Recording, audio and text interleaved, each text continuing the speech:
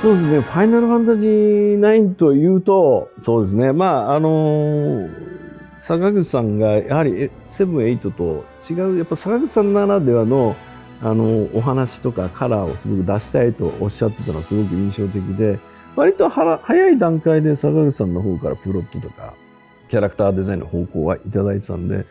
すごい早い出だしだなとは思ったことが第一印象ですね。ファイナルファンタジー9を思い浮かべた時に一番初めに浮かぶこと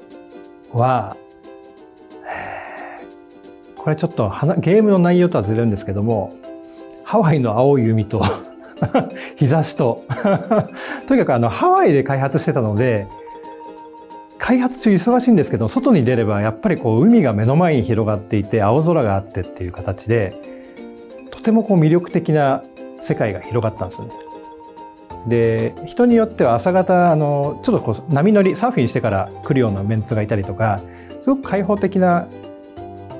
気持ちの中でものが作れたっていうのはとても楽しかったし、いい思い出になっています。ただね、僕らも日焼けしちゃって黒くなってるから、人手が足りなく、スタッフが足りなくて日本にこう借りに来たんですよね。人を出してくれって、東京から来てくれないか。なんだけど僕がもう真っ黒に焼けてきてるから、いやいやお前遊んでるだろうって話でお前が働けって言われて怒られて、なかなか人を出してくれなかった記憶があります。FF9 が、坂口さんが目指している FF9 がなぜああいう方向になったかっていうご質問についてお答えするんであれば、先ほど触れたように7はいわゆるスチーム&パンク、サイファイで、 FF8 はリアル闘神で学園ドラマであり恋愛ドラマ、人間ドラマであったで、9は最初から坂口さんおそらく1から6であったような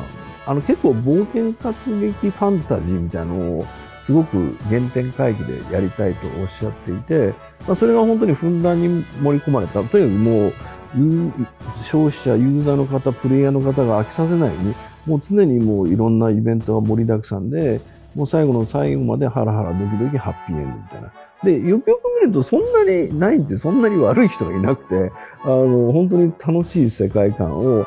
坂口さん作られたなと。それをもう僕の方でお手伝いするっていう形でちょっとやってた印象はありますよね。坂口さんおそらく目指された FF の坂口さんなりのこう、理想の形といいますかね、作りたい世界っていうのがこういうのかなというのは感じました。それに関して、手を入れたのはテーマを設ける、生きるびっくりマークっていう、その一人一人登場人物が一生懸命生きている姿を描くことによってこの物語は面白くなるかなと。他の細かいところよりも大きなテーマを持って、そこをうまく描くことができれば、ファイナルファンタジーの世界がうまく作れるかなと。で、実際に FF9 の作り方っていうのは一つ一つのマップに対してそれぞれ担当者がいて、でストーリーはある程度決まってるんですけれども、細かいセリフとかその演出面というのは、それぞれマップを担当している人たちに丸投げっていう状態だったんで、彼らに任せておけばこのままだったら面白いものができるんじゃないかというところまでの手応えはありました。ファイナルファンタジー9のデザインをするにあたって参考にしたものがあって、ダーククリスタルってこう昔、かなり昔の映画なんですけれども、すごい古典的なデザインのこう独特の世界観を持った映画だったと思うんですけども、そういったところをこう参考にしながら、ちょっとこう文学で語られているような幻想世界だったりとか、あとはおとぎ話ですよね。そういったところにこう出てくるような子供が想像するような世界観っていうのをなるべくこうイメージしてデザインしましょうという話があったので、そこから引っ張ってくるところで割とこうオリジナリティのある独自のちょっとこうシルエットが面白いようなデコボコしてたりとか、チビアだったりデブだったりとか、こうそういった形の、形状の面白さっていうのを意識してデザインをしました。FF9 の特徴なんですけども、担当者がテキストまでセリフとかも書くんですね。でその上であくまで、青木さんであったりだとかディレクターの伊藤さんであったりとか、みんなで、またイベントプランナー他の人間も揃ってできたところをみんなで確認して、ここなんかおかしくないっていうところを常にすり合わせてみたいな感じで作っていました。で、それをやっぱりずっと繰り返してなかなかいろんなことを考えながら、その演出も考えてテキストも考えてみたいな感じですけど、いろいろ自分でそのシーンは自分の作ったシーンだっていう思い入れがあったので、それはそれでとても楽しかったです。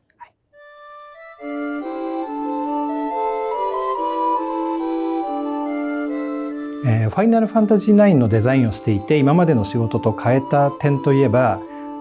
私は以前おもちゃメーカーの方で子供向けなキャラクターのデザインっていうのがすごく仕事で多かったんですね。でその時にこう子供が描きやすいようになるべく線を少なくして、似顔絵が描きやすいとか落書きができるキャラクターデザインっていうのをものすごくこう意識していたんですけれども、 FF9 になってから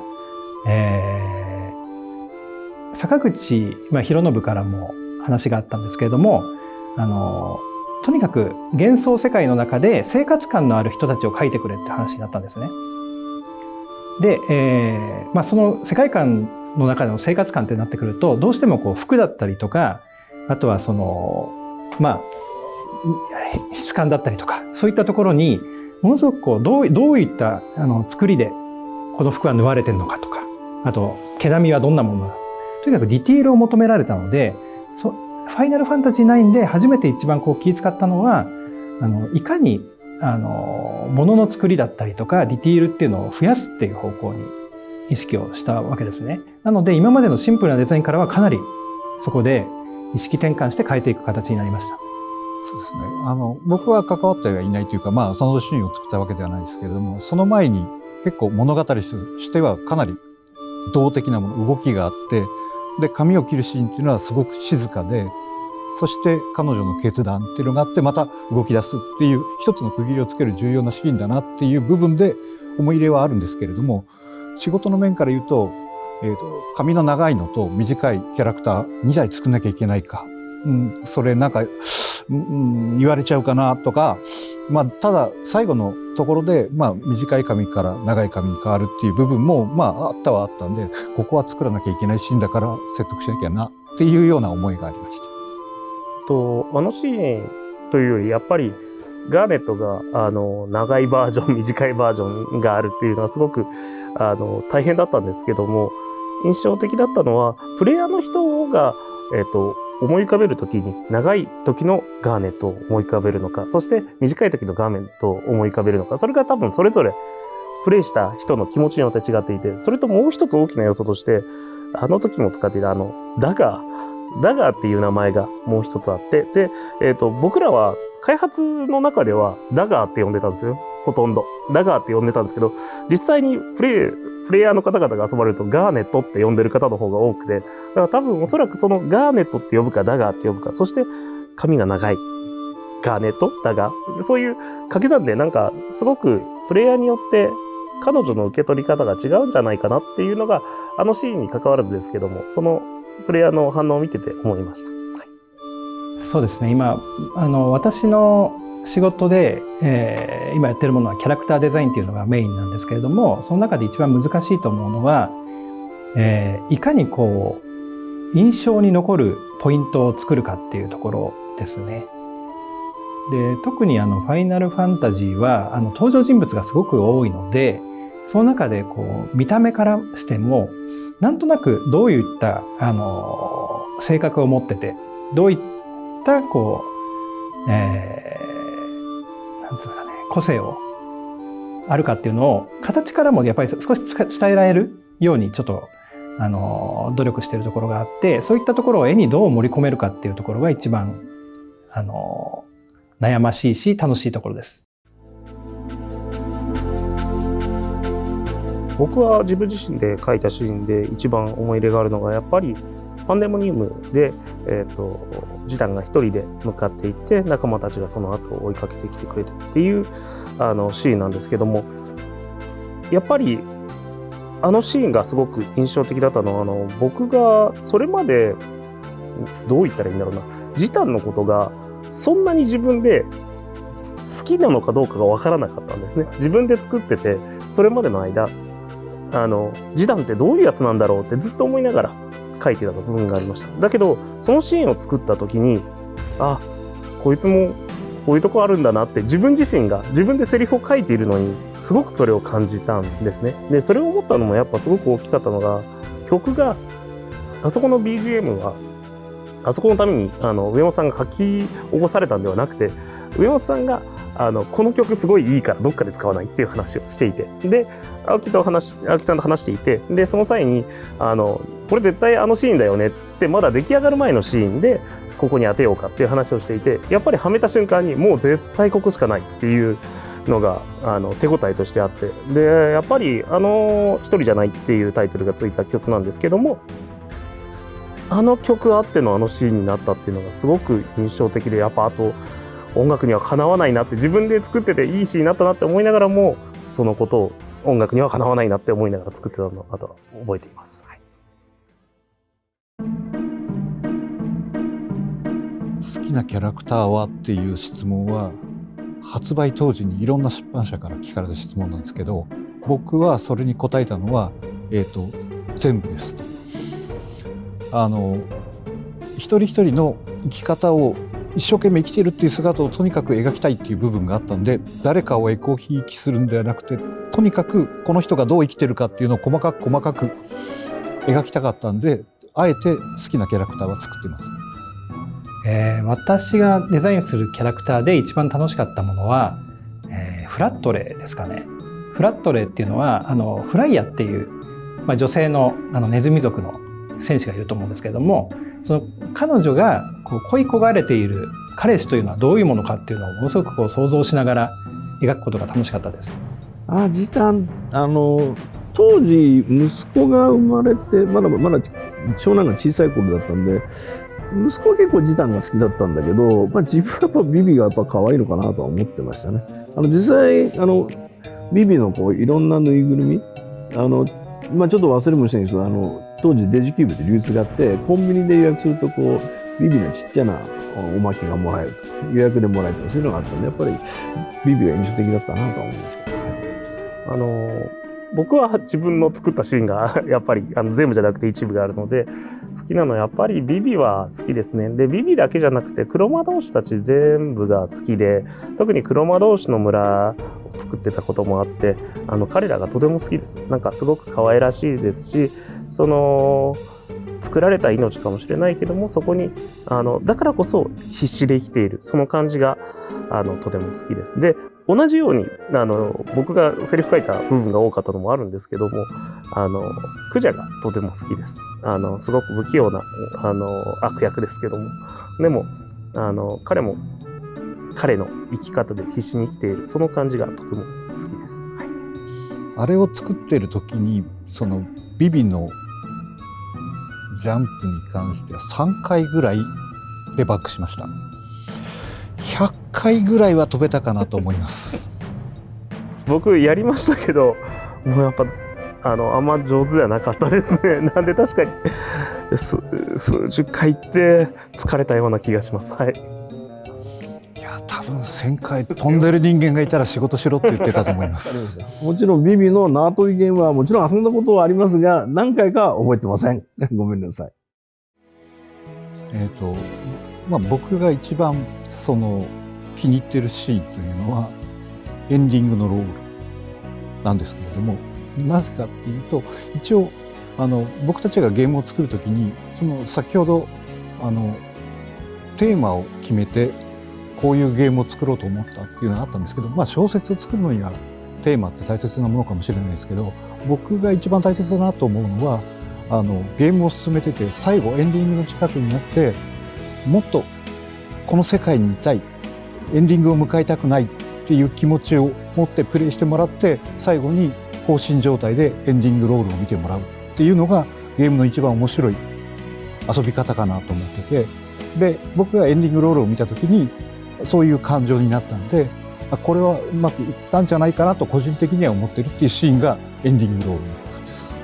この質問されて覚えてることパッと思い出したのって発売後の話なんですけど、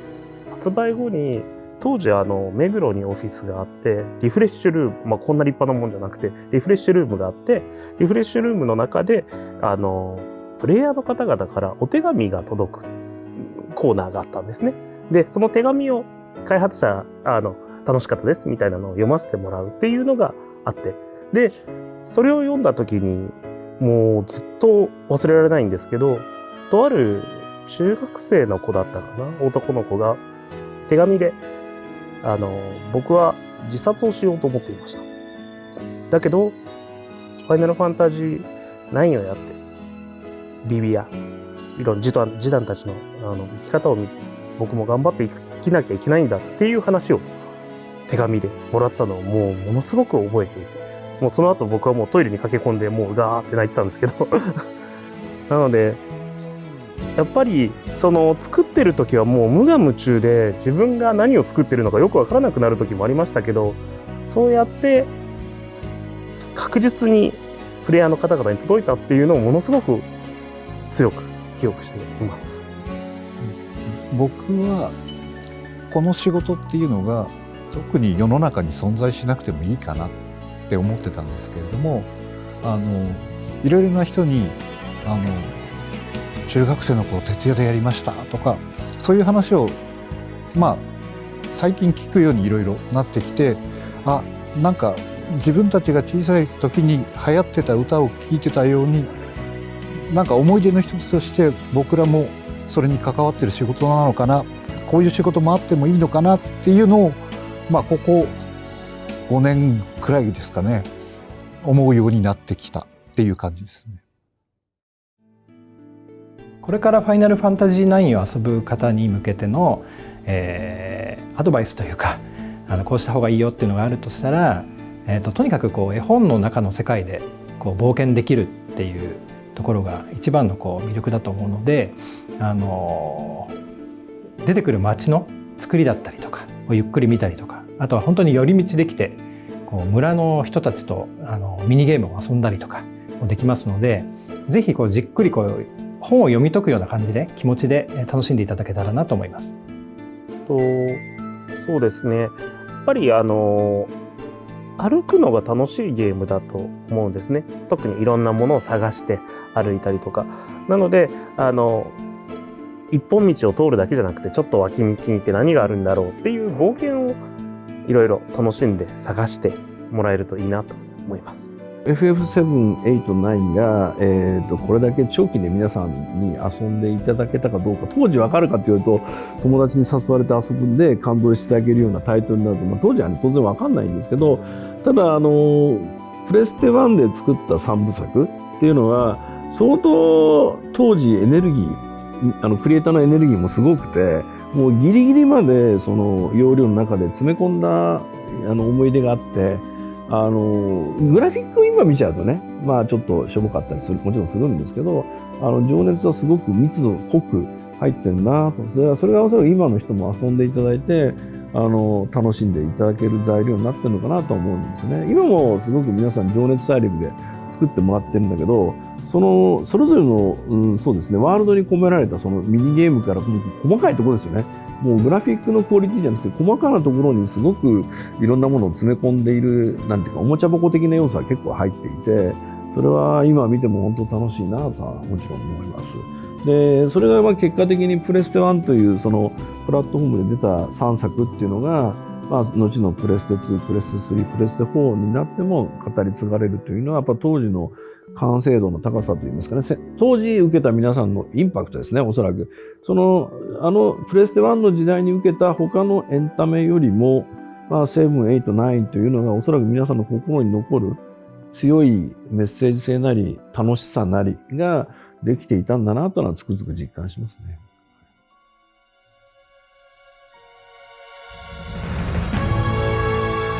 ファイナルファンタジー9をまた新たな世代の方々が遊んでいただけるっていうのはものすごくやっぱり嬉しいし、こうやって20年制作から20年後に語られてるっていうのはすごく嬉しいことです。で、ファイナルファンタジー9がとにかくテーマが生と死って人が誰もが逃げれないというか、絶対考えなくてはいけないものっていうところに重きを置いたお話になっているので、世代が変わろうが何しようがやっぱり響くものがあると思うんですよね、お話に。なので今新たな今までやってなかった方も、もしくはその以前20年前にやったけれども今やってみるとまた違った捉え方っていうのがあると思うので、もうぜひ遊んでいただきたいし、そういった機会がまたあるっていうのはものすごく開発者の一人として嬉しいことです。